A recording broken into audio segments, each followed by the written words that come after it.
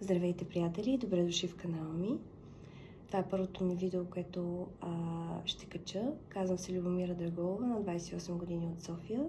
Съпруга ми е от Стара Загора. Ние двамата заедно живеем там. Преместих се от София и живея в Стара Загора. Не съжалявам нито един път за това мое решение, тъй като Стара Загора е един прекрасен град, който определено е подходящ, когато имаш дете. Аз имам и дете на 1 годинка, момиченце, казва се Амая.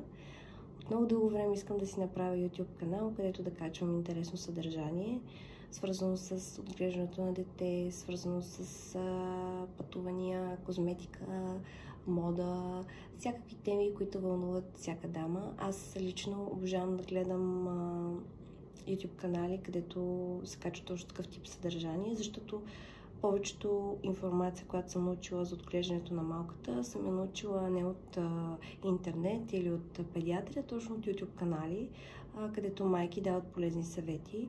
Аз също смятам, че за 1 година мога да дам много полезни съвети откъм това как да се справиш най-вече с самия преход от това да бъдеш жена и след това да бъдеш майка, защото смятам, че това е наистина един от най-големите промени в живота на една дама. Аз лично, след като родих, се чувствах така доста притеснена как ще се справя, как ще отглеждам детето, дали ще мога.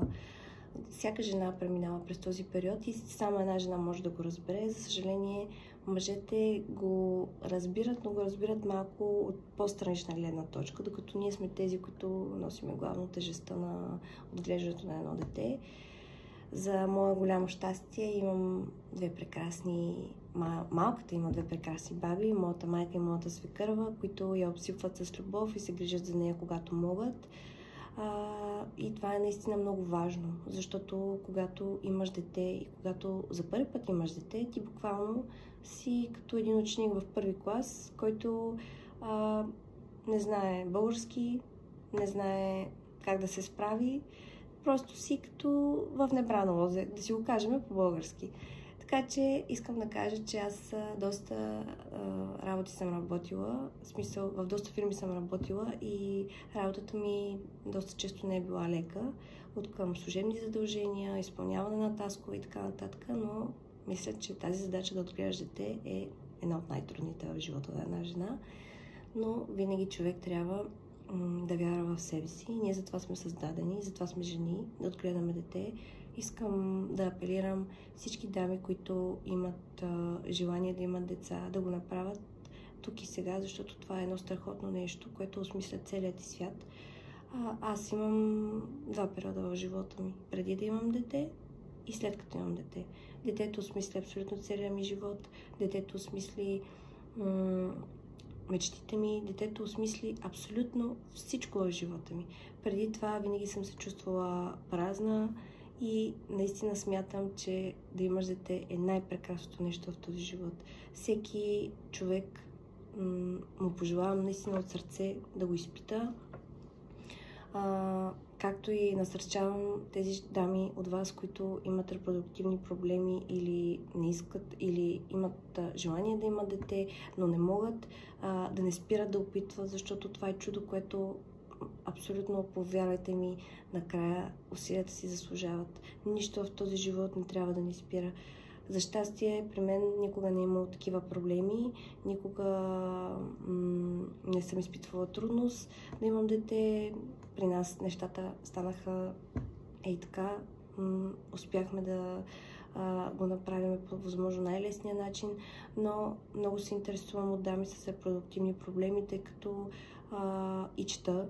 И смятам, че има един период, в който жените се отказват да имат дете. Точно поради тази причина аз искам да кажа, не се отказвайте, давайте смело напред.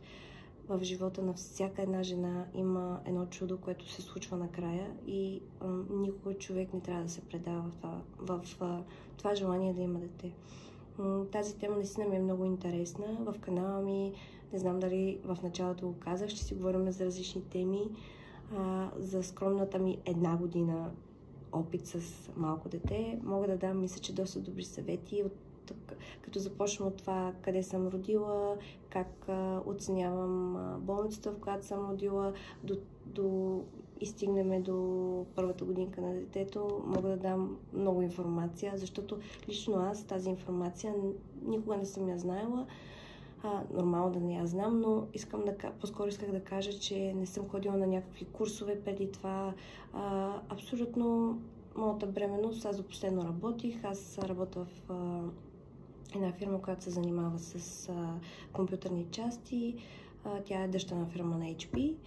И до последно всъщност аз си работех, така че не съм се вглъбяла в това да хода на конкретен курс, как да отглеждам детето, как да го кърма и така нататък. При мен, между другото, кърмането, за съжаление, продължи много малко, само 2 месеца.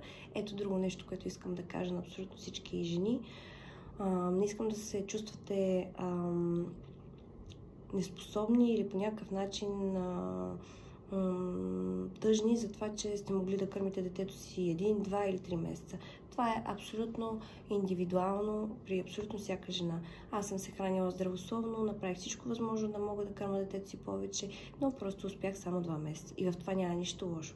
На пазара има страхотни адаптирани млека, моята дъщеричка е жива и здрава, няма абсолютно никакви проблеми от това, че съм я кърмила само 2 месеца. Много често ми се случва напоследък жените да са, тъжни от този факт, че са могли да кърмат детето си 2 месеца или 3 месеца или 6 месеца. Пак казвам, природата ни е създава по определен начин. Има жени, които могат 1 година да кърмат, има такива, които могат да кърмат половин година. Така че това по никакъв начин не трябва да ни отчаива, да ни натъжава или така нататък.